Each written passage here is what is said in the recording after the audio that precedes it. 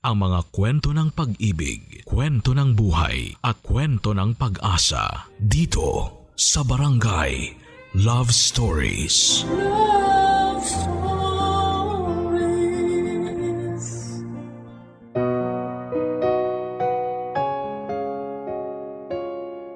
Lahat tayo ay umaasa at nag-aabang ng magandang love story na katulad sa mga palabas sa TV. Pero sa totoong buhay ay maraming balakid at problema pa ang kailangan nating pagdaanan para lamang makamit ang happily ever after na ating inaasahan. Ikaw, kabarangay, kumusta ang love story ng iyong buhay? Dear Papa Dudut, magandang araw po sa inyo. Bago po ang lahat ay gusto ko lang pong magpa-shoutout sa mga kasamahan ko sa Ukayan na nakikinig ngayon sa inyo. Ako po si Winnie, 28 years old at nagtatrabaho bilang bantay sa isang ukay-ukay store dito sa QC. Dalawang bagay lang po ang hilig ko sa buhay. Ang magbasa ng mga nakakakilig na romance story online at ang manood ng Korean drama. Nakahiligan ko ang mga ganitong bagay dahil sa fictional stories na lamang po kasi ako kinikilig. Mahirap pong kiligin ng isang tulad kong single dahil dati never ko pang naranasang magkaroon ng boyfriend.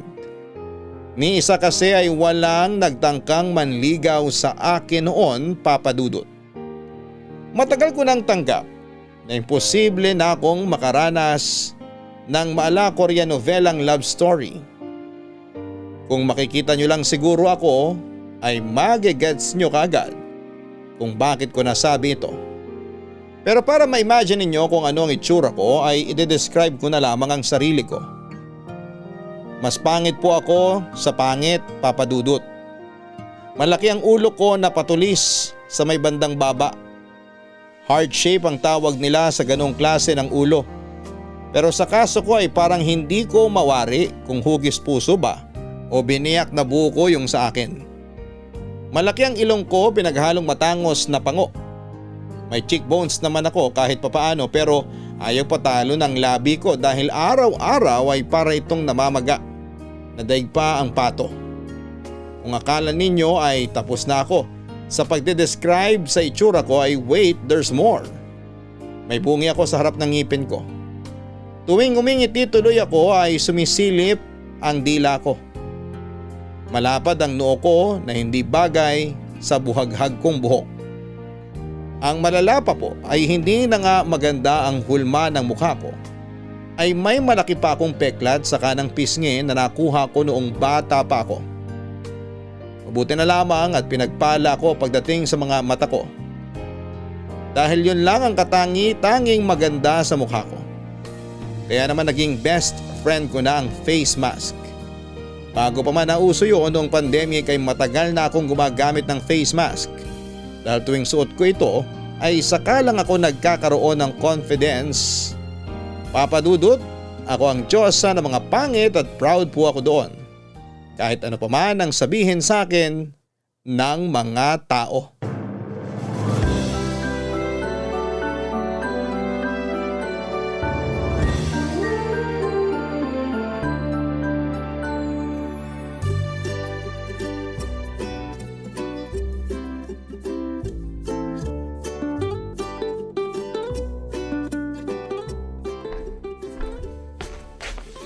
Chang, eto na po yung tubig na pinapakuha nyo. Tubig na malamig. Kasing lamig ng asawa nyong nang iwan sa inyo. Anong sabi mo? Joke lang po. Si Chang naman hindi na mabihiro. Ang sarap ng malamig na tubig. Akala ko po ba pupunta kayo sa simbahan ngayon? Ay hindi na ako tumuloy. Sumasakit itong tuhod ko eh. Ayan, signs of aging na po yan. Sayang naman, di tuloy mababawasan ang kasalanan nyo. Joke ulit. Baka magalit na naman kayo. Hoy, yung bunganga mo talaga. Parang ipinaglihis sa palaka tuwing tag-ulan. Hindi matigil sa kakukokak. Oh, ano naman nangyari dyan sa mukha mo? Oh, napansin niyo po? May bagong bili po akong foundation. Kaso masyadong maputi kumpara sa skin tone ko. Online ko lang naman kasi binili kaya hindi pantay ang kulay ko ngayon. Pero maganda naman po, di ba? Nako, nag-aaksaya ka lang ng pera. Hindi mo na kailangan ng foundation. Talaga? Bakit po? Kasi maganda na ako? Hindi. Kasi kahit anong foundation ang itapal mo dyan sa pagmumukha mo, ay hindi ka nagaganda. Kaya naman sayang lang ang pera mo sa pagbili ng mga makeup na yan. Grabe naman si Chang, parang hindi tayo magkamag-anak ah. Kapag sinabihan mo akong pangit, para mo na rin sinabing pangit ka rin. Excuse me, sa kabilang side ka ng pamilya mo nagmana, no? Hindi sa amin. Hindi ka titing na ganda, wala ka naman nakuha sa dugo namin eh. Masyado lang kasing mataas yung standards nyo. Ang ganda, depende yan sa tao. Tsaka hindi lang sa panlabas na anyo nakikita ang ganda ng isang tao, kundi sa kabutihang loob din. Ay sus! Yung mga linyahan mo, linyahan ng mga pangit. Ay naku, Chong, negative na talaga ang points nyo sa langit. Feeling ko kailangan nyo na talagang magsimba ngayong araw. Kasi baka mamaya, tubuan na kayo ng sungay dyan. Anong sabi mo?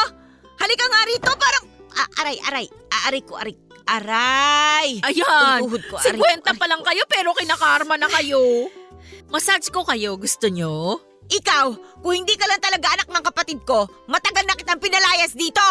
Naku, Chang, kahit hindi nyo man sabihin, alam kong mahal na mahal nyo ko. Ganyan naman talaga yung mga kontrabida eh. Kunwari galit sa bida, pero in the end, may tinatago rin palang pusong mamon. Ilang beses ko na yung napanood sa Korean drama. Hala, amin na yung paa nyo, masahihin ko na. Ang plastic mo talaga? O sige, hilutin mo nga itong tuhod ko para may ambag ka naman.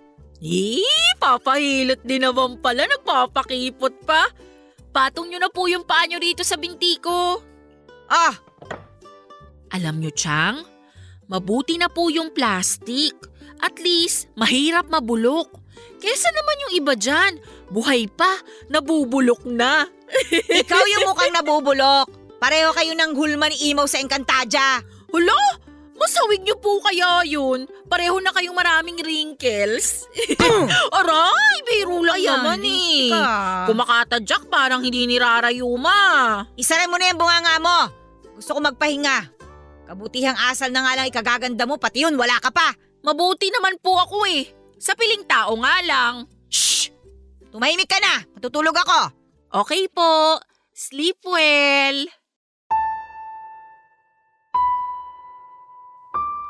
Pangit, mukhang puwet, impakta at kung ano-ano pa. Lahat na siguro ng klaseng salita na hindi kaaya-aya ay ibinato na sa akin. At halos magtatatlong dekada kong tiniis ang panlalait sa akin ng mga tao sa puntong namanhid na lamang ang tenga ko at tumigas na ang puso ko. Hindi naglaon ay hindi na ako apektado sa kung anuman ang itawag nila sa akin. Sa katunayan ay sinasabayan ko pa sila sa panlalait sa sarili ko. Ganun ko na katanggap ang sarili ko, Papa Dudut. Pero sa lahat ng pangiinsultong ipinangalan sa akin, isa sa mga pinaka-unique ay ang Chakadal. Tandang-tanda ko pa noong bata pa lamang ako, early 2000, noong sumikat si Chakadal sa TV, na siyang kinakatakutan ng mga kabataan noon. Siyempre, hindi ako nakaligtas sa pagsikat ni Chakadal. Sa akin inihalin tulad ang itsura nito dahil parehas kaming nakakatakot. Hindi ko makakalimutan ang bansag nila sa akin yon dahil ang nagpasimuno ng pagtawag sa akin ng Chakadal ay ang childhood crush ko na si Froilan. Dati naming kapitbahay si Froilan. Naging classmate ko siya nung elementary. Grade 1 pa lamang kami ay may crush na ako sa kanya. Isa si Froilan sa mga nambubuli sa akin noon, pero sa halip na maggalit sa araw-araw na pang-aasar niya sa akin ay hinayaan ko lamang siya dahil at least pinansin ako ng crush ko. Yun nga lang noong matapos kami ng elementary ay lumipat ang pamilya nila sa Laguna matapos makahanap ng bagong trabaho ang tatay niya. Sa paglaki ko ay nawala rin sa isipan ko si Froilan hanggang sa lumipas ang halos 15 taon ay muli ko siyang nakita.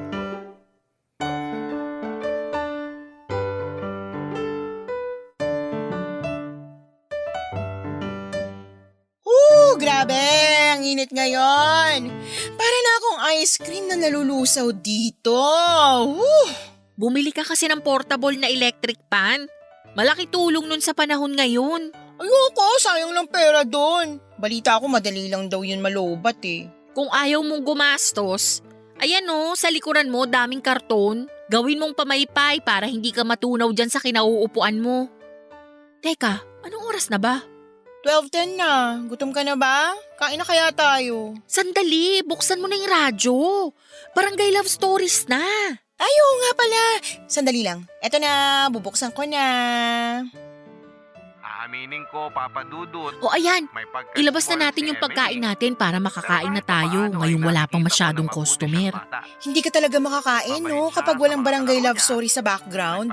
Yan na talaga yung dessert ko kapag kumakain ako ng pananghalian eh. Kung sa bagay, nakaka-addict din naman kasi mga kwento ni Papa Dudut. Diba?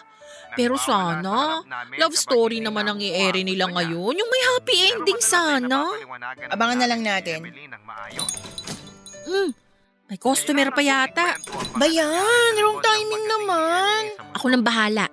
Tuloy mo na lang yung pagkain mo dyan. Di pa naman ako nakakapagsimula eh. O sige, mauna na ako sa'yo Gutom na talaga ako eh. Oh my gosh! OMG! Totoo ba tong nakikita ko? Bakit? Parang kilala ko yung pumasok na customer. Talaga? Sino? Wala, kumain ka na dyan. Iwan na muna kita. Magandang tanghali po. Miss, may mga ano ba kayo? Varsity jacket? Meron po. Dito po. Sundan niyo lang ako. May mga bagong dating po kaming jacket nitong Sabado lang. Ayan po pili na po kayo. Ayun, salamat. Magkano naman itong mga to? 200. 249 po dapat yan, pero para sa inyo 200 na lang. Di ba pwede 150 na lang? Kukuha sana akong dalawa. Naku sir, hindi po pwede eh. Kung ako lang sanang may-ari ng ukayan na to, baka ibigay ko na lang sa inyo yan ng libre. Sige, check muna ako ng iba. Pili na lang po kayo dyan. Marami pa po dito sa kabilang side kung wala kayong makita dyan. Ikaw ba si Froilan? Ha? Sorry, pamilyar kasi kayo eh. Ikaw ba yung kababata ko? Si Froilan? Paano mo nalaman pangalan ko? OMG! Ikaw nga! Hindi mo na ako naaalala? Hindi. Winnie! Yung tsakadal ng mga bata pa tayo? Ako yun! Ako yung lagi mong sinasabihang tsakadal. Tsakadal? Grade 1 hanggang grade 6, mag-classmate tayo. Hindi mo na ba talaga ako naaalala? Winnie? Oo! Naaalala na kita. Ikaw yung yung nagkalat ng grade 4 tayo kasi masakit yung tiyan mo. Grabe! Yan talaga yung naalala mo? Sa dami ng memories natin, yung mabantot pa yung tumatak dyan sa utak mo? Hindi ko makakalimutan yun kasi bigla ka na lang umiyak tapos umalingasaw na yung... Oo na, ako nga. Ako yung tinutukoy mo. Ano? Kumusta ka na? Eto, okay naman. Grabe wala kang yung pinagbago. Consistent yung mukha mo. Winnie, no? Tama? Tama! Winnie nga! Anong walang pinagbago? Meron na. Tumangkad naman ako kahit papano. Dito ka nagtatrabaho? Oo, isa ako sa mga nagbabantay dito. Eh di, may discount na ako niyan. Kailangan ko ng varsity jacket eh. Sige na nga. Dahil ikaw naman yan, ibibigay ko na sa'yo ng 180. Huling tawad na yun Ako na lang ang mag-aabono. Naku, salamat Kahit kailan maaasahan ka talaga. Pero ang init-init, bakit kailangan mo ng jacket? Alam mo na, pamporma. Tiis ganda, ganun. Okay lang mamawis basta pogi ang OOTD? Ganun na nga.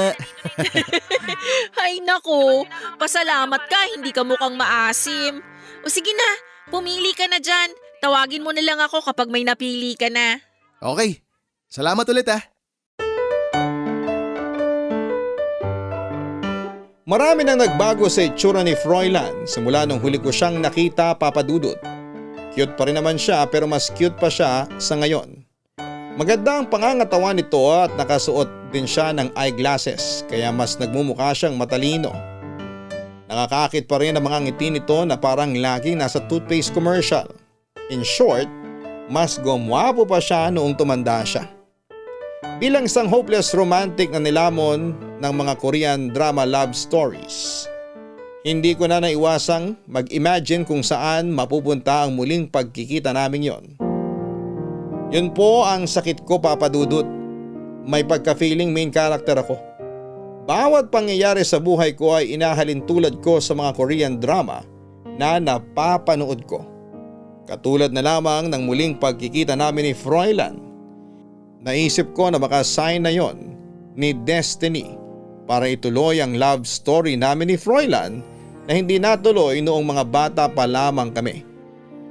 Sa maikling oras ng pag-uusap namin ni Froilan ay 1 linggo akong kinilig dahil siya lang ang naging laman ng isipan ko. Siya ang bumida sa imagination ko kung saan ay kunwari nililigawan niya ako at dinedate sa mga mamahaling restaurant. Ganun pa ako kadilulu, Papa Dudut. Kapag walang customer sa ukayan ay lagi akong nagdi-daydreaming na biglang papasok si Froilan sa pwesto namin para ayain niya akong makipag-date sa kanya. Dahil sa mga ganong senaryo na iniisip ko ay hindi ko tuloy maiwasang mag-abang sa pagbabalik niya. Umasa ako na ngayong kilala na ulit niya ako ay babalikan niya ako para makipagkaibigan ulit. Yun nga lang ay hindi na naulit pa na bumalik pa si Froilan sa ukayan namin, Papa Dudut.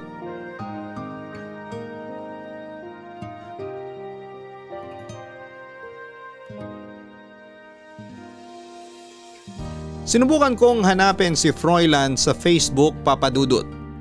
Nahanap ko naman po siya at agad ako nag-send ng friend request sa kanya. Kaso nga lang ay inabot na ng higit 2 buwan ay hindi pa rin niya ina-accept ang friend request ko. Mabuti na lamang at nakapublic ang mga posts niya kaya libre akong nakakapag-stalk sa profile niya. May mga higit 70,000 followers sa Facebook si Froilan. At hindi na yon nakapagtataka dahil sa profile picture pa lamang nito na nakatopless at kita ang abs ay mapapa-add ka talaga kaagad sa kanya. Inabot ako hanggang sa pinakaunang post ni Froilan sa Facebook. Ganon kalala ang pangi-stalk ko sa kanya. Alauna na nga ng madaling araw noong natapos ako sa pag-i-scroll sa profile page ni Froilan. At base sa mga post niya, sa opisina siya nagtatrabaho. Mahilig siyang mamasyal at ang pinakamalayong napuntahan nito ay ang Singapore noong 2018. Mahilig din siyang maglaro ng basketball. May girlfriend siya na nakapost sa Facebook noong 2020 pero unti-unti rin itong nawala sa feed niya sa mga sumunod na taon. Hula ko ay single siya sa ngayon. Pagdating sa taong 2022 ay hindi na siya masyado nagpo-post at ang tanging birthday greetings na lamang ang nakita ko sa wall niya. Paglipas nga ng mga buwan, unti-unti ring namang nawala sa isipan ko si Froilan. Hindi na kasi ulit kami nagkita at hindi naman ito inaccept ang friend request ko. Niayaw nga nitong isin ang mga message ko kaya naisip ko na mag-move on na mula sa kanya. Bumalik ako sa dating gawain ko at yun ay ang manood ng mga Korean novela. Pero Papa Dudut, magugulat kayo sa sasabihin ko dahil matapos ang ilang buwan, simula noong nagkita kami ni Froilan ay bigla ulit kaming pinagtagpo ng tadhana.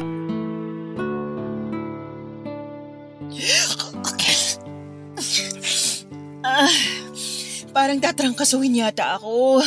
Sabi ko naman sa'yo kahapon pa uminom ka na agad ng gamot para hindi na lumalayan eh. Ayaw mong makinig, ayan tuloy. Kung bakit ba kasi pa iba-iba ang panahon? Sobrang init tapos biglang uulan. Huy, iba na talagang panahon ngayon. Senyales na yan ng global warming, kaya dapat save Mother Earth na tayo. Pwede bang mas mauna na ako umuwi sa'yo? Total 10 minutes na lang, magsasara na naman tayo. O sige, mauna ka nang umuwi, ako nang bahala rito. Baka mamaya abutan ka na naman ng ulan sa daan. O teka, may payong ka ba? Wala. Ayan, sabi ko magdala kasi ng payong eh. Kunin mo na lang yung payong ko. Nakasabit yun sa tabi ng pinto. Uy, salamat. Hulog ka talaga ng langit. O siya, mauna na ako ha. O sige, mag-ingat ka pa uwi ah. Ikaw rin. Magsara ka na agad para makauwi ka na rin. Oo, mag-aayos na ako. Uwing-uwi na rin ako eh, tsaka may K-drama pa akong papanoorin sa bahay. Ayan na naman si ate ko na adik sa K-drama. Sige na, babay na. Bawi ako sa'yo next time, promise. O sige na, umuwi ka na. Ay, makapagligpit na nga para makauwi na rin. Oh, ba't ka bumalik? Excuse me po sir, magsasara na po kami. Shh! Huwag ka maingay. Froilan? Anong nangyari? Ba't pawis na pawis ka? Patago mo na rito ha. May humahabol sa akin eh. Humahabol? Sinong humahabol sa'yo? Sandali, patayin ko lang yung ilaw para hindi sila pumasok dito. Halika, maupo ka nga muna rito sa tabi ko. Magtago ka rin para di ka nila makita. Teka lang, heto na. Ano bang nangyari? Bakit may humahabol sa'yo? Natalo kami sa basketball eh. O tapos, pagkatapos ng basketball, tagu-taguan naman yung laro nyo, ganun? Hindi, yung pusta kasi na napalalunan ng kalaban namin. Tinangay nung kasama ko. Ngayon, kami yung pinag-ahanap. Bakit kasi kayo pusta ng pusta? Kipit ka ba? Hindi ba pwedeng maglaro na lang kayo ng basketball nang walang halong sugal? Eh, mas masarap kasi maglaro kapag may nakataya eh. Eh sugarol ka pala eh. Ano ba mapapala mo dyan? Para ka tuloy wanted na pinaghahanap. Di ko naman kasalanan yun eh. Hindi naman ako kumuha ng pera. Nadamay lang ako. Nandyan pa kaya sila? Sandali, i-check ko lang. Teka, wag! Dito ka muna! Oh, sige. Eh anong gagawin natin dito? Tutunga nga. Palipasin na muna natin yung oras. Okay lang ba? Okay lang naman. Di naman ako nagmamadali. Dito ka muna magtago kahit 1 oras pa kung gusto mo. Pasensya na kung naistorbo pa kita ah. Wala yun. Wala naman akong gagawin sa bahay eh. Salamat. Tsakadal. Hello? Hindi na ako get over? Totoo ba talaga na tsakadal tawag ko sa'yo noon? Oo, Tsakadal. Galing yun sa sikat na horror sa GMA noon. Sabi mo nga, kamukha ko yun kasi pareho kaming manipis ang kilay tsaka pareho kaming bansot. Di ko na maalala. Ang gara, ang bully ko pala nun. Sorry kung ganun yung ugali ko ng mga bata tayo. Okay lang, bata pa lang naman tayo eh. Akala natin katuwaan lang ang lahat kahit na minsan, nakakasakit na pala tayo ng damdamin ng iba. Galit na galit ka siguro sa akin nun. Hindi sanay na ako dun. Natuwa nga ako eh, kasi may bago akong nickname. Wala tayong masyadong memories nung bata pa tayo, no? Wala nga, hindi naman tayo magkaibigan nun eh. Saka mo lang ako naaalala kapag gusto mo akong pagtripan. Naalala mo pa talaga yung mga yun? Parang ang laki pala ng kasalanan ko sa'yo ng mga bata pa tayo. Di naman, naaalala kita sa ibang dahilan. Anong dahilan naman? Wala, kalimutan mo na yun. Halika na, wala na yata yung mga humahabol sa'yo. Sandali, sigurado ka ba? Oo, gusto mo ihatid pa kita sa inyo eh. Matatakot yung mga yun sa akin. Makikita nila si Tsakadal.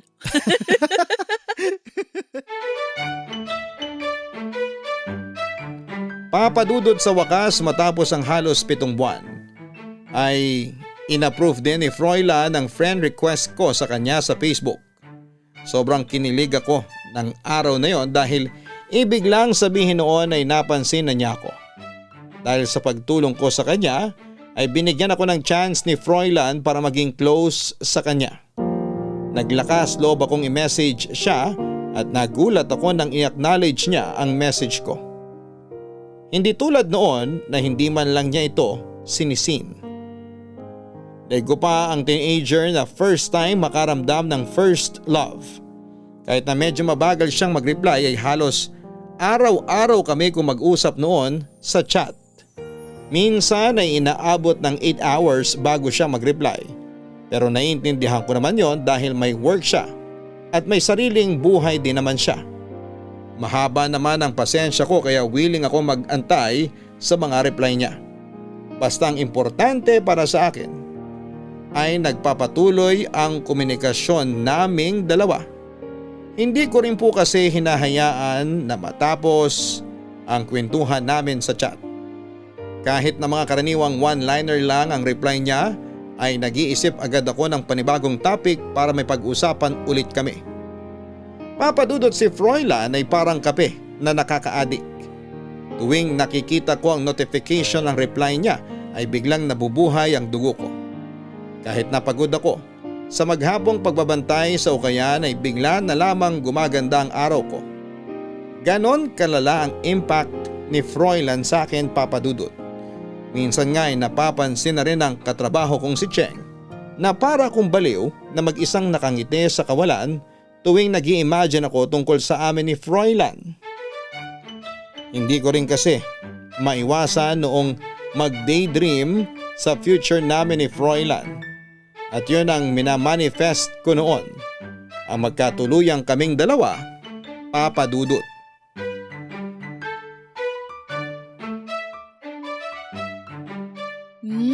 Wow! Sarap naman ang pagkakangiti mo dyan. Kitang-kita yung gap sa ngipin mo. Bakit? Bawal na bang umiti ngayon? Hindi naman. Nakakatuwa nga eh. Ano ba yung pinapanood mo? Korean novela na naman. Di ako nanonood. May kachat ako. Talaga? Sino? Huwag mong sabihin si Froilan na naman. Siya nga. Ay naku! Pumapag-ibig ng kaibigan ko.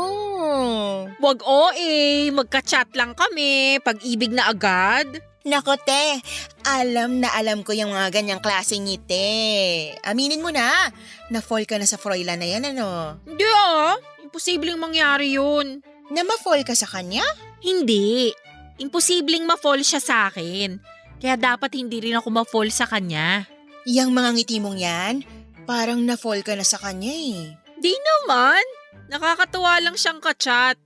Medyo mabagal mag-reply pero worth the wait naman. Asus! Babalaan lang kita ha.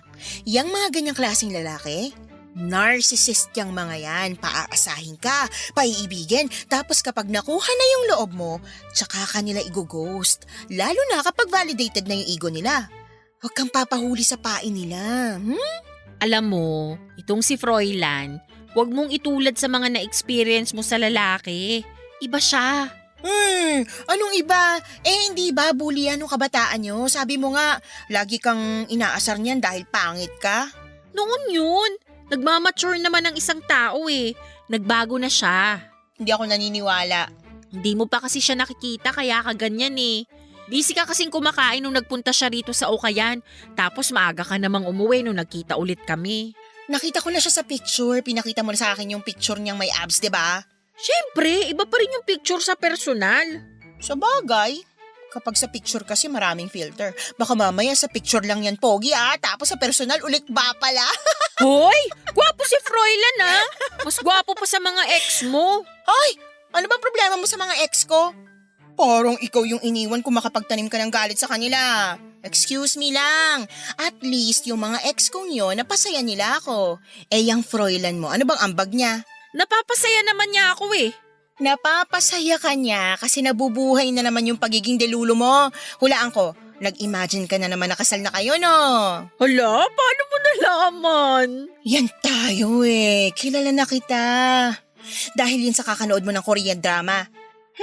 Lahat na lang nang nangyayari sa'yo, akala mo love story kahit na ang totoo naman, normal lang yan na nangyayari sa totoong buhay. Feeling ko naman may chance eh. Chance mo, mukha mo. Yung mukhang yon, papatol sa mukhang yan? Imposible, te. Kaibigan ba talaga kita? Oo, kasi kaibigan lang ang mang-real talk sa kapwa kaibigan. Matanda ka na. Dapat alam mo na kung paano ihiwalay ang totoo sa hindi at yung kwento nyo ni Froilan. Kung ano man ang script na sinulat mo dyan sa kokote mo, i-delete mo na bago ka pa masaktan. Libre lang naman ang mangarap. Pati yun ba'y pagkakait mo pa sa akin? Hindi libre ang mangarap. Masakit ang mangarap, lalo na kapag yung pangarap na yon hindi nagkatotoo. Ang nega mo talaga. Hayaan mo, ipapakilala kita kay Froilan. Kapag nakausap mo siya o nakita ng personal, tiyak ako, magbabagong isip mo.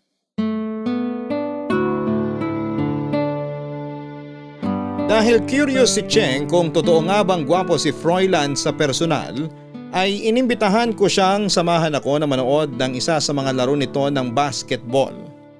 Kada Sabado kasi ay dumadayo sina Froilan kasama ang mga kaibigan niya sa ibang lugar para lamang makipaglaro ng basketball. Hindi ako inimbitahan ni Froilan pero ako na mismo ang nag-volunteer para manood at i-cheer sila sa laro nila. Kasama si Cheng ay tinunto namin ang basketball court kung saan naglalaro ang team nila Froilan noong time na yon. Hindi ko inaasahan ang dami ng tao na nadatna namin sa court na yon. Papadudot parang professional basketball game ang ganap dahil full pack ang court na pinagdausan ng kanilang laro. Nalaman ko na lamang na kaya pala maraming tao ay may perang involved sa larong yon. Hindi na nakapagtataka dahil noong huling pagkikita namin ni Froilan ay pinaghahanap siya ng mga nakalaban niya dahil natalo sila sa laro. Nakipagsiksikan kami ni Cheng para magkaroon kami ng front seat view sa laban. Sabihin niyo na po akong feelingera. Pero habang naglalaro ng basketball si Froilan ay para akong proud girlfriend kung maka-cheer sa kanya. Sobrang galing niya pong maglaro ng basketball at mas lalong lumakas ang apil niya dahil doon. Kahit pawis na pawis ay amoy baby pa rin ang itsura nito. Kaya halos malusaw ang puso ko sa panonood ng laban nila. Yun nga lang ay hindi lang ako ang babaeng nakaramdam noon para kay Froilan. Marami kami papadudot. Bawat shoot ni Froilan ng bola ay hindi mabilang ang mga kababaihang tumitili para sa kanya. Mga babae na kumpara sa akin ay mas maganda, mas sexy at mas maputi. Dahil doon ay mas lumala tuloy ang inferiority complex na nararamdaman ko. Pakiramdam ko ay para akong girlfriend na nagsiselos kahit na hindi naman kami ni Froilan papadudot.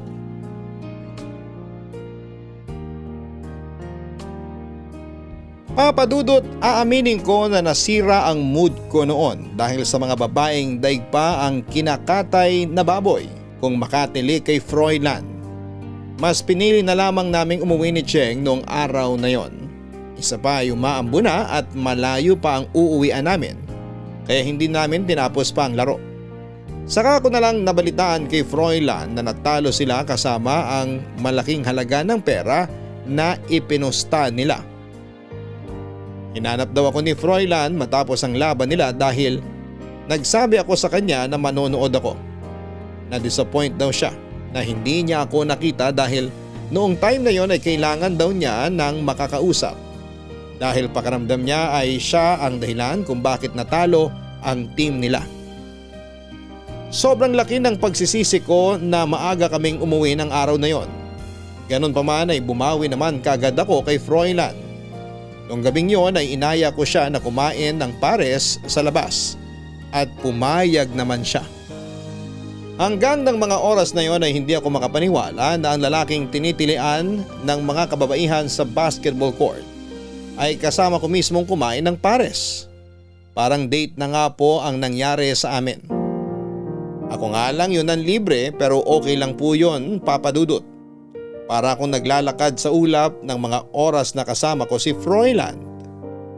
Katulad sa mga napapanood kong Korean novela, magkatabi kaming naglalakad papuntang Parisan sa ilalim ng maliwanag at bilog na buwan. Maingay nga lang sa kalyeng nilalakaran namin pero hindi ko na yon pinansin dahil mas malakas pa ang tibok ng puso ko kesa sa ingay ng mga tao at sasakyang nakapaligid sa amin.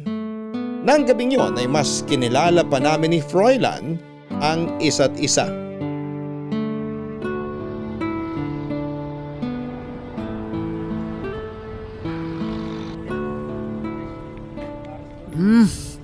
Ang sarap talaga ng pares. Grabe, ngayon ko lang napansin na ang tagal ko na palang hindi nakakatikim nito. Sarap ba? Sabi na eh. Sabaw lang kailangan mo ngayon para umokay ka. Salamat, sinamahan mo ako ngayon. Hindi ko pa kasi trip umuwi. Bakit naman? Boring ba sa bahay nyo? Hindi naman sa boring pero nakakapanghina ng loob. Talaga? Bakit naman? Para bang pagpasok ko pa lang sa pinto, kung ano man yung nararamdaman ko noong mga oras na yun bago ako pumasok, napapalitan agad ng inis tsaka pagod. Wala ba sa ayos ang pamilya nyo ngayon? Sa pagkakatanda ko, kaya kayo lumipat nung bata pa lang tayo kasi may bagong trabaho yung tatay mo, di ba? Hindi ganun na nangyari. Lumipat kami kasi maghihiwalay na sina mama at papa nun. Naiwan ako sa tatay ko tapos nakapag-asawa siya ng bago. Nagkaroon ako ng 2 half-sisters tsaka ng madrasta. Oh, ganun palang nangyari. Pero bakit mo naman nasabi na nakakalungkot ang buhay mo kasama ang pamilya mo? Teka, paano ko ba i-explain? Yung parang hindi ko ramdam na pamilya ko sila. Simula kasi nung nagkaroon ng bagong asawa si Papa, parang night sa puwera na lang ako. Sinubukan kong hanapin si Mama noon pero kahit siya may bago na ring pamilya. Yung pamilya ko noon, nagkanya-kanya. Tapos, naiwan ako mag-isa. Ang lungkot naman pala nang nangyari sa'yo. Hindi lang halata, no? Pero alam mo, tuwing umuwi ako sa bahay, wala man lang nagtatanong kung kumain na ba ako, kung kumusta ba ako. Matanda na raw kasi ako eh. Kaya ko na raw sarili ko. Akala ko nga kaya ko yun pero narealize ko na kahit matanda ka na pala, kailangan mo pa rin ng comfort mula sa ibang tao. Kahit may magtanong man lang sana kung okay lang ba ako o kung kumusta ba ako. Kasi ang hirap pala ng feeling na marami kang kasama araw-araw pero pakiramdam mo naman parang mag-isa ka pa rin. Alam mo, gets kita. Gets na gets ko yung nararamdaman mo. Bakit? Naranasan mo na rin ba yung ganon? Oo naman, since birth. Nakikita mo ba tong peklat sa pisngi ko? Oo, nung bata pa lang tayo, meron na yan eh. Kagagawan to ng tatay ko. Talaga? Paano nangyari yun? Yung nanay ko kasi, battered wife. Tatay ko naman, lasenggo. Lagi silang nag-aaway noon. Kung ano man yung pinag-aawayan nila gabi-gabi, di ko na matandaan kasi bata pa lang naman ako noon. Ilang taon ka nun? 5 years old. Basta ang naaalala ko lang, kapag may nagsisigawan na, ibig sabihin nun, nag-aaway na naman ang nanay at tatay ko. One time umuwi si tatay na lasing. Hindi ko makakalimutan yun kasi sobrang gutom na ako nun eh. Wala kaming bigas, walang ulam, as in wala talaga. Merong isang tinapay kaming pinaghatian ni nanay, bigay ng kapitbahay namin. Kahit matigas na, yun ang kinain namin. Pagka-uwi ni tatay, away agad sila ni nanay. Ang sunod na naaalala ko na lang, may hawak ng kutsilyo si nanay. Bata ako nun ah. Imagine mo yung trauma ko habang pinapanood ko yung magulang ko na nagrarambol ng ganun. O tapos anong ginawa mo? Mahal ko sila pareho eh. Ayoko may masaktan sa kanila. Kaya habang nag-aagawan sila sa kutsilyo, sinubukan ko silang pigilan. Yung kutsilyo, dumuplis sa mukha ko. Nagpanik si nanay, tapos nakuha ni tatay yung kutsilyo. Sunod na nangyari, nakahiga na si nanay sa tabi ko. Duguan, wala nang buhay. Grabe, ang lala pala nang nangyari sa'yo. Pumanaw si nanay, nakulong naman si tatay. Napunta ako sa tiyahin ko. Doon na tayo nagkakilala. Tapos pinapahirapan ko pa buhay mo sa school araw-araw, kakatukso ko sa'yo. Sorry ah. Past is past, wala na yun sa akin. Marunong akong magpatawad at madali lang akong makalimot. Kaya ako masaya ngayon eh. Kasi wala akong bitbit na sama ng loob. Wala akong itinatagong galit. Kasi lahat ng taong may atraso sa akin, napatawad ko na. Yun ang sikreto ng masayang buhay. Nakaka-inspire ka naman. Chill, ako lang to. Ako na magbabayad nito. Alam mo sa totoo lang, ikaw ang dapat na ilibre ko. Kasi sinamahan mo ako ngayon. Talaga? Salamat.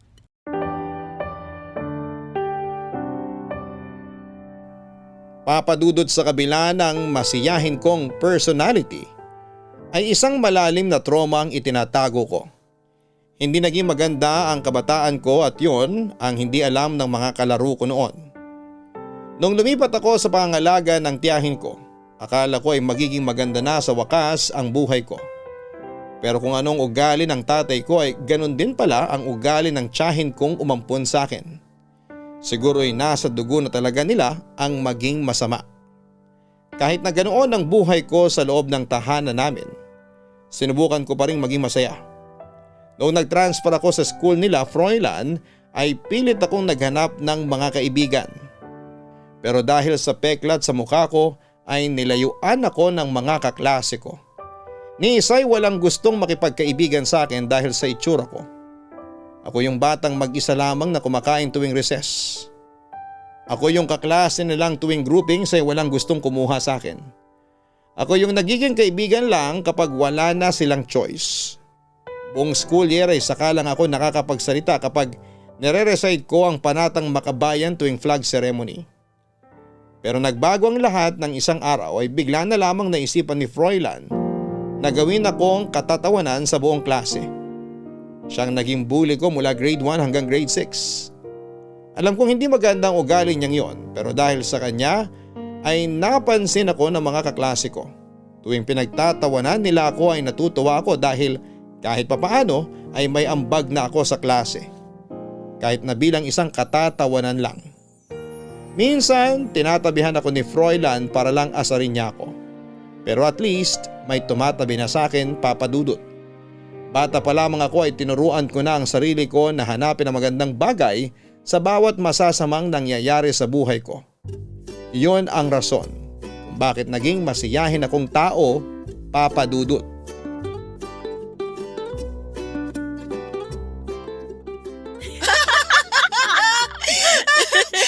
Kailan talaga sira ulo ka? O bakit? Tama naman ako ah. Walang magiging maganda sa mundong to kung walang pangit. Kaya magpasalamat kayo sa aming mga pangit. Kasi kaya lang kayo maganda dahil sa amin. Oo na, nakuha ko na yung punto mo. Pero wag ka namang masyadong harsh sa sarili mo, te. Kaya ka nilalait kasi ikaw mismo nang lalait sa sarili mo eh. Naku, inuunahan ko na sila. Alam mo, kapag tanggap mo na talaga ang katotohanan, hindi ka na masasaktan pa sa panlalait sa'yo ng mga tao. Pangit naman talaga ako eh. Pati sa mga mata ko mismo, pangit ako. Sumasang-ayon lang ako sa mundo. Hindi ikaw yung standard ng kagandahan, oo, pero may tao rin namang makaka-appreciate sa ganda mo. Lahat tayo may tinatagong ganda. Ayun lang. Yung akin matagal nang nakatago. Kahit saang anggulo ka pa tumingin, hindi mo talaga makikita yung gandang sinasabi mo. Subjective kasi ang ganda. Subjective! Nasa tao yan kung paano nila i-define yung kagandahan. Ako, nagagandahan ako kay Marian Rivera pero sabi mo mas maganda si Carla Abellana. Doon pa lang, iba-iba na tayo ng definisyon ng maganda. Kaya wag mong lahatin. Pangit ka man sa paningin ng iba, may iba rin na magandang tingin sa'yo. Te, wag mo na akong bulahin. Baka tumaas yung delusional level ko kapag sinakyang ko yung pambobola mo. Alam mo naman ako, madali lang paikutin. Speaking of paikutin, kumusta na kayo ni Froilan? O ano namang connect ng pambobola kay Froilan? Sinasabi mo ba na inuuto ako ng tao? Bola! Basketball! Di ba mahilig maglaro ng basketball si Froilan? Yun ang connection nila. Ikaw talaga, kung ano-anong iniisip mo. Ay, akala ko naman. Ikaw kasi medyo hater ka ni Froilan eh. Kasi naman may something talaga sa Froilan na yan. Parang pinapaasa ka lang eh. Anong pinaasa? Walang umaasa sa amin kaya wala ring pinapaasa. Ano tawag sa sitwasyon nyo ngayon? Wala. Magkaibigan. Magkausap. Araw-araw, gabi-gabi. Magkaibigan tayo pero hindi naman tayo naabot ng gabi sa pagchatsata. Hindi mo rin hiningitaan yung mga message ko sa'yo. Iba naman kasi yun. Iba talaga kasi hindi mo naman ako gusto, no? Si Froilan type mo, crush mo, mahal mo. Yon ang pinagkaiba namin. Grabe naman, mahal agad. O bakit, hindi ba totoo? Well, mahal ko ng slight. Kita mo na, tama ako. Kasi naman, tignan mo yung mga chat niya sa akin. Sobrang caring niya. Dati ang boring ng usapan namin. Pero nitong nakaraan lang, concerned na siya sa akin. Nagtatanong na siya kung anong ginagawa ko, kung kumain na ba ako, kung busy ba ako. Hello? Never pang nangyari nangyayari sa akin yun, no? Sa Korean novela ko lang nafe-feel yung mga ganong klaseng eksena. Pero this time, sa akin na mismo nangyayari yung mga yun. Patay. Mukhang in love na nga ang ate mo. Alam ko na hindi naman talaga kapanipaniwala tong mga nangyayari sa akin ngayon. Pero sobrang open talaga namin ni Froilan sa isa't isa. Close na kami, as in dikit na. O ba't ganyan ka makatingin? Yan na nga bang sinasabi ko eh. Kumagat ka na sa pain. Bakit ba kasi parang hirap kang paniwalaan na pwede namang ma-inlove sa akin si Froilan? Kasasabi mo lang sa akin, di ba, na subjective ang ganda ng isang tao? Paano kung may nagustuhan pala siya sa akin? Si Froilan yun. Gwapong tao kaya exception yun sa mga sinabi ko. Sus! Nagsiselos ka lang ata na hindi ikaw yung bet niya eh. Sorry, pero hindi ako nagsiselos. Concerned lang ako sa'yo. Bago ka maging concerned, suportahan mo na lang muna ako. Gaano ka ba talaga ka-sure dyan? Feeling ko lang. Malakas yung kutob ko. Parang sa Korean novela lang. Langit siya, lupa ako, pero nakatadhana pala kami sa isa't isa. Ganun naman yung mga love story sa K-drama eh. CEO yung lalaki, empleyado yung babae, tagapagmana yung lalaki, tapos katulong yung babae. May isa nga taga South Korea yung babae, sa North Korea naman yung lalaki. Yung mga ganung bagay, parang ang imposible pero nagkakatuluyan pa rin. Kaloka ka, te. Nilamon ka na naman ng K-drama. Hindi mo na mapaghiwalay ang totoo sa hindi. Pagbigyan mo na ako. Ngayon na nga lang ako magiging masaya eh. Basta, wag ka masyadong umasa. Sinasabi ko talaga sa'yo.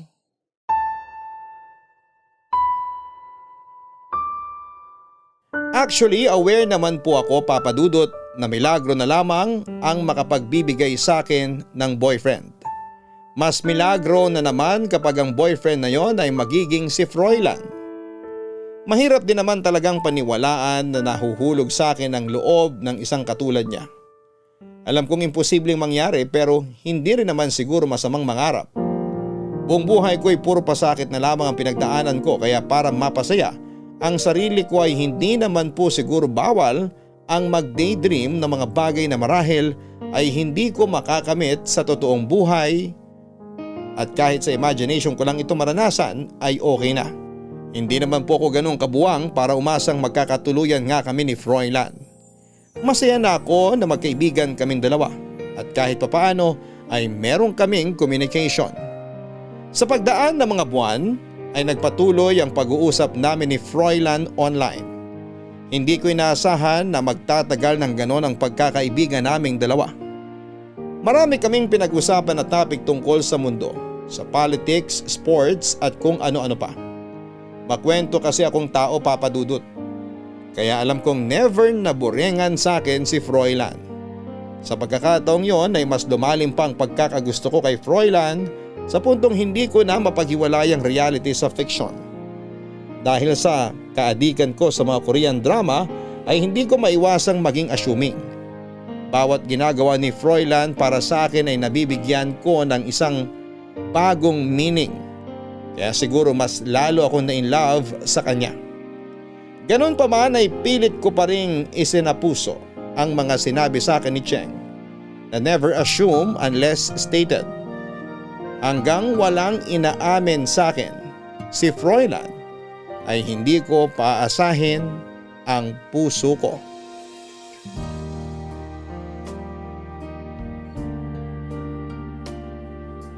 Papadudot sa buong pagsasama namin ni Froilan bilang magkaibigan.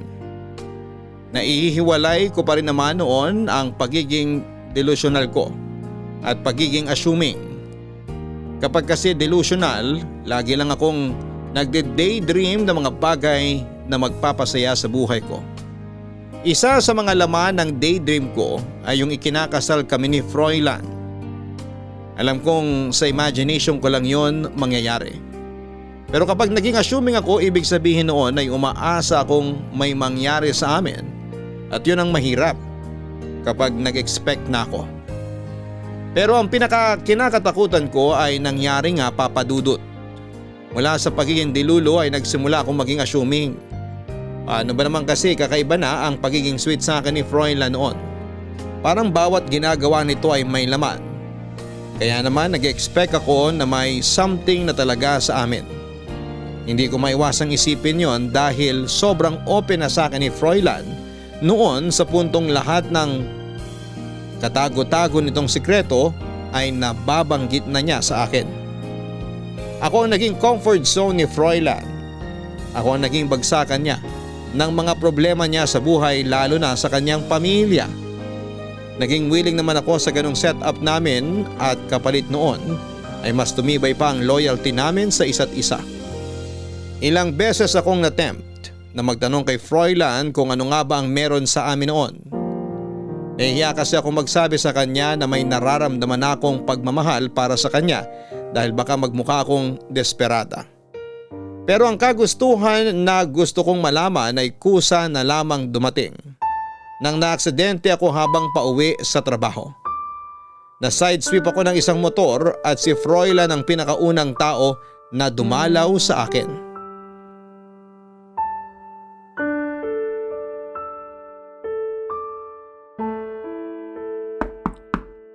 Winnie? Nandiyan ka ba? Winnie! Sandali, nandyan na. Oh, Froilan! Anong ginagawa mo rito? Nakita ko yung story mo sa Facebook. Naaksidente ka? Ah, oo. Heto, pangit na nga ang mukha ko, nasugatan pa. Ano nangyari? Paano ka naaksidente? Hala, concern na concern ka. Sandali, dito tayo sa labas. Nagsishesta si Chang. Sara ko na tong pinto baka magising natin siya eh. Ganito kasi yung nangyari. Nasagi ako ng motor kagabi habang pauwi galing trabaho. Kaya heto, puro galos ang katawan. Wala namang malalang nangyari sa'yo. Nagpa-check up ka na ba sa ospital? Di na, sayang lang yung pera. Okay naman na ako. Yung nakasagasa sa'yo, dapat pinagbayad mo sila. Aksidente naman yung nangyari eh. Tsaka hindi ako nasagasaan. Nasagi lang. Medyo aanga-anga rin kasi ako nung oras na yun eh. Kaya parang kasalanan ko talaga. Tsaka sila rin sumemplang. Kaya it's a tie kami. Mabuti pa ipatingin mo na yan sa ospital. Yang sugat dyan sa braso mo, ang lala oh. Baka ma-impeksyon yan. Uy, chill ka lang. Alalang-alala ka naman masyado. Baka mamaya ma-inlove ako sa'yo niyan. Nagbibiro ka pa dyan, nag-aalala na nga ako sa'yo. Hala, seryoso ah. Ako lang to, no? Alam mo Winnie, problema kasi sa'yo, lahat na lang ginagawa mong biro. Sige na nga, maiwan na kita. Mukhang okay ka naman pala eh. Hala siya, tampo agad. Hoy, sandali lang, Froilan. Ano? Bakit naman galit ka? I-appreciate mo naman kasi yung mga taong concerned sa'yo. Hindi yung ginagawa mong katatawanan lahat. Magseryoso ka naman minsan. Wala namang magbabago kapag nagseryoso ako eh. Kailan ba ako sineryoso ng mga tao? Itong ginagawa ko ngayon, hindi ba to seryoso? So kapag sinabi ko pala na may gusto ako sa'yo, hindi mo rin seseryosohin. Gusto mo ako? Uwe, di nga.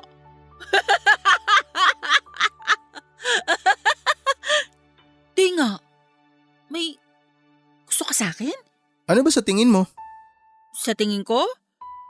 Sa tingin ko, nananaginip lang ako kasi itong nangyayari ngayon, sa panaginip lang to pwedeng magkatotoo eh. Kurutin mo nga ako kung nananaginip lang ako. Bahala ka nga dyan. Uy, sandali Froilan, teka lang. Walkout ka naman ng walkout. Hindi lang ako makapaniwala sa sinabi mo. Totoo nga. Totoong may gusto ka sa akin? Sinabi ko na nga eh. Ano bang gusto mong gawin ko? Ipa-billboard ko pa? Ano namang nagustuhan mo sa akin? Ang pangit-pangit ko. Hindi ka pangit. Pinaniniwala mo lang ang sarili mo na pangit ka, kaya ganyang kababa ang tingin mo sa sarili mo. Maganda ka, Winnie. Mabuti kang tao. Maganda ang ugali mo. Gustong gusto ko na napaka-positive mo. Sa lahat ng mga taong nakilala ko sa buong buhay ko ikaw lang yung pinakatotoo. Ikaw lang yung katangi-tanging tao na nagparamdam sa akin na meron din pala akong halaga. Ikaw lang yung nag-iisang taong pinakinggan ng lahat ng mga problema ko. Naniwala ka na may kahinaan din ako, na hindi ako perpekto. Yun yung mga bagay na nagustuhan ko sa'yo. Kaya sana, wag mong gawing biro to. Kasi hindi naman ako nagbibiro eh. OMG. So hindi nga ako nag-iilusyon lang? Totoo yung hinala ko na may gusto ka sa akin? Sabi ko na eh, tama ako. Hindi ako dilulu. OMG! Naramdaman ko na eh. Matagal ko nang napapansin pero hindi ko lang kinakagat. Kasi sabi sa akin ni Cheng, huwag ko raw kagatin ang pain mo. Ini-imagine ko lang to dati, itong araw na to. Ano bang kailangan sabihin sa ganitong sitwasyon? Hindi ko alam sasabihin ko. Sandali, prank ba to? Baka prank lang to Nasaan yung camera? Uy, teka, Winnie, relax. Tumingin ka sa akin. Relax ka lang, okay? Okay. Aray, yung sugat ko. Nahahawakan mo. Medyo masakit. Ay, sorry. Gusto talaga kita. Maniwala ka. Hindi to joke. Hindi to imagination. Hindi ka nananaginip. Walang nang paprank sa'yo. Hindi prank to, maniwala ka. Hindi ko kayang gawin sa'yo yun. Gusto talaga kita, Winnie. Gusto rin kita, Froilan. Gustong gusto. Matagal na. Mabuti naman, pareho tayo ng nararamdaman. Masaya ako malaman na may gusto ka rin pala sa akin. Mas nauna ako nagkagusto sa'yo. Kaya mas masaya ako na ikaw ang nagkagusto sa akin. So ano, tayo na ba? Kalma lang. One step at a time tayo. Huwag nating madaliin.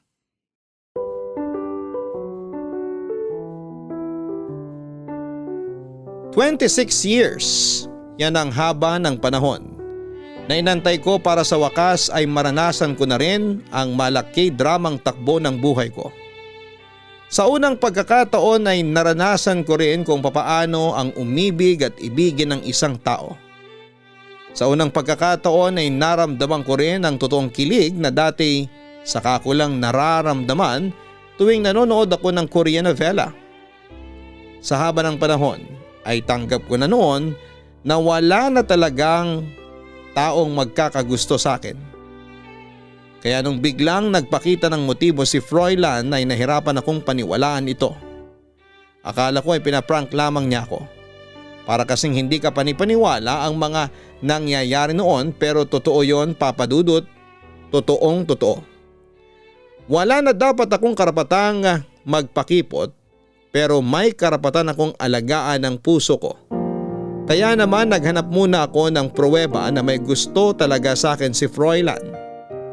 Hinayaan ko siyang manligaw sa akin para masigurado kong totoo nga na umiibig siya sa akin. Yun ang ginawa ni Froilan sa loob ng halos 1 buwan. Ipinakita niya sa akin kung gaano katotoo ang nararamdaman niya para sa akin. Ayon sa kanya, ako lang daw ang tanging babae na nakakaintindi sa kanya. Ako lang daw ang tumanggap sa mga kahinaan niya. Tuwing magkasama kami, wala siyang pressure na nararamdaman. Sa akin lang daw niya na ipapakita ang totoong siya. At yun ang nagustuhan niya sa akin, Papa Dudut. Naging kami ni Froilan. Ang dating ini-imagine ko lamang ay nagkatotoo. Tunay ngang love is blind. Dahil sa kabila ng itsura ko, ay napaibig ko ang isang katulad niya. Kung ako man ay hirap paniwalaan na boyfriend ko na si Froilan, mas hirap naman yung paniwalaan ng mga taong nakakakilala sa akin. Lalo na ang tiyahin ko na katulad ko ay hindi umaasang magkaka-love life pa ako, Papa Dudut. Uy, te, baka naman busy lang si Froilan kaya hindi siya naka-attend dito sa birthday ni Chiang Myla. Hindi Nag-promise siya na pupunta siya rito anumang mangyari. Sabi ko kasi sa kanya na ipapakilala ko na siya kay Chang Nag-promise naman pala ano pang ginagawa mo rito sa may pinto? Kanina ka pa nag-aantay, wala naman nangyayari. Alam mo, kumain ka na muna kasi mauubusan ka na ng handa. Okay lang, mauna ka nang kumain. Kanina pa ako tapos, naka-round 2 na nga ako Nakauwi na rin talaga yung ibang bisita. Subukan mo kaya siyang tawagan. Kanina ko pa siya tinatawagan pero hindi siya online. Papunta na yun dito, magtiwala ka lang sa kanya. Paano kung may nangyari na pala sa kanya? Paano kung na-aksidente na pala siya habang papunta rito? Paano kung bigla na lang siya natauhan tapos hindi niya na ako gusto? Ayan na naman tayo sa mga imagination mo Relax ka lang, okay? Hoy Winnie, ano bang ginagawa niyo dyan? Halika nga rito, maghugas ka ng plato. Wala nang gagamitin yung mga bisita natin, Tulungan ko na po kayo, Chang. Ako na maghuhugas. Bakit? Ano bang problema nitong babaeng ito? Bakit kanina ka paaligaga dyan, ha, Winnie? Inaantay kasi niya yung boyfriend niyang 3 oras ng late. May boyfriend ka? Kailan pa? Naku, Chang, magugulat kayo. Sobrang gwapo ng boyfriend nitong si Winnie. Sus! Naniwala ka naman. Isa ka rin kututo no? Sino naman magkakagusto dyan? Maliban na lang kung may sira sa tuktok yung tao. Chang, problemahin nyo na lang po yung mga bisita nyo. Baka maubusan kayo ng pansit dyan. I-chismis pa kayo na kulang-kulang ang mga handa ninyo. Huwag nyo nang alalahanin yung boyfriend ko. Ipapakilala ko siya sa inyo pagkarating niya. Kung may darating, ilusyonada ka talaga, no? Ala, sige na. Maghugas ka na ng pinggan doon. Uy, totoo po. Nakita ko na yung boyfriend ni Winnie. Isa ka pa. Pareho kayong ilusyonada. Tulungan nyo na lang ako doon. May mga parating pa akong bisita. Oh, baka si Froilan na yan. Wait lang, kumusta yung itsura ko? Hindi naman ako mukhang hulas, no? Carry na yan. Fresh ka pa rin naman tingnan. Matagal ka ng hulas. Chang naman, basag trip ka eh. Pagbukas ko ng pinto, magugulat na lang talaga kayo. Eto na, bubuksan ko na. Froilan, kanina pa kita hinihintay. Anong nangyari? Sorry, na-late ako ha. May dinaanan pa kasi ako eh. Halika, pumasok ka na. Salamat. Chang! Ito po yung sinasabi namin ni Cheng na boyfriend ko, si Froilan. Froilan, itong Chanda Romero look-alike na niluma na ng panahon, siya ang tiyahin ko, si Chang Myla. Siya ang birthday girl ngayon. Tapos itong si Cheng, magkakilala na kayo, di ba? Oo. Hello! Hello, Cheng. Tita, magandang hapon po. Happy birthday po sa inyo. Nagdala po ako ng bulaklak. Heto, para sa inyo po to. Aww, ang sweet naman. Salamat ha. Winnie, di mo naman nasabi sa akin na ang ganda pala ng tita mo. May pinagmanahan ka. Ano? Hoy, hindi siya nagmana sa akin ano? Halika na, kumain ka na. Marami pa kaming handa. Ayun, sakto. Gutom na ako. Winnie, ilabas mo yung magagandang plato ha. Pati na rin yung nakatagong Bake Mac. Ipakain mo dito sa boyfriend mo para naman hindi nakakahiya. Opo, heto na. On the way na. Froilan, halika na. Kumain na tayo. Sige. Ano, Chang? Pogi, no? Pogi nga. Oy, ang tanong, paano siya nakabingwit ng ganong kagwapong lalaki? Gumamit ba siya ng karunungang itim? Ay nako, iba ang kamandag ng nag-iisang Winnie.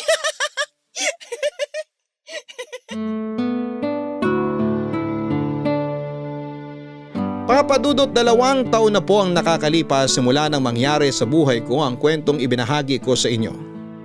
Isa yon sa mga hindi ko makakalimutang parte ng buhay ko dahil first time kong umibig ng isang tao. Kung tatanungin ninyo ako kung ano nga bang update sa amin ni Froilan ngayon, sa kasamang palad ay hiwalay na po kaming dalawa. Tumagal lamang po ng 4 na buwan ang relasyon namin. Agad din siyang nakahanap ng panibagong babaeng inibig niya. Isang babae na mas nababagay sa kanya. Labis akong nasaktan sa mga nangyaring hiwalayan sa pagitan namin ni Froilan, pero katulad nga ng nakasanayan ko, kaya kong maghanap ng magandang bagay sa mga masasamang pangyayari sa buhay ko. Hindi man kami ang endgame ay at least nagkaroon ako ng chance na maging boyfriend siya. Nagkaroon ako ng chance na magkaroon ng love life. Naranasan kong maging bida sa sarili kong kwento. Hindi ako galit kay Froilan na iniwan niya ako. Sa katunayan ay thankful ako na dahil sa kanya ay nasubukan kong pumasok sa isang relasyon. At least ay masasabi kong hindi na ako NBSB o no boyfriend since birth. Sa ngayon ay nananatili pa rin akong single pero hindi na katulad ng dati na wala akong tiwala sa sarili ko. This time ay nagkaroon na ako ng pag-asa sa buhay na balang araw ay makikilala ko rin ang sarili kong leading man na magmamahal sa akin ng totoo at tatanggapin ako kung ano ako. Pangit ako, oo, pero hindi ibig sabihin noon ay wala na akong karapatang magkaroon ng totoong pag-ibig. Yon ang natutunan ko sa naging relasyon ko kay Froilan. Wala yan sa estado o sa itsura. Lahat tayo ay may chance na magkaroon ng sarili nating kwentong pag-ibig na tulad sa mga Korean novela. Ito ang aking kwento. Maraming salamat po sa Barangay Love Stories at sa Barangay LS 97.1. Ang inyong forever kapuso at kabarangay, Winnie.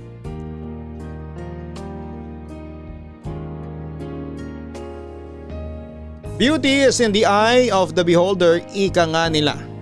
Mga kabarangay, may sari-sarili tayong definisyon ng kagandahan. Ang maganda sa iyo ay maaaring hindi gusto ng iba. At ang mga taong hindi mo type ay siya namang type ng iba. Hindi basihan ang itsura sa pagpili ng taong iibigin. Dahil ang kagandahan ay kumukupas yan. Pero ang wagas na pag-ibig ay walang wakas. Hanggang sa muli, maraming salamat po sa inyong lahat. Sabay-sabay nating pakinggan ang iyong kwento ng pag-ibig, buhay at pag-asa. Ipadala lang sa barangaylovestories@yahoo.com. Nagustuhan ng iyong napakinggan? Ituloy yan via live stream sa www.gmanetwork.com/radio.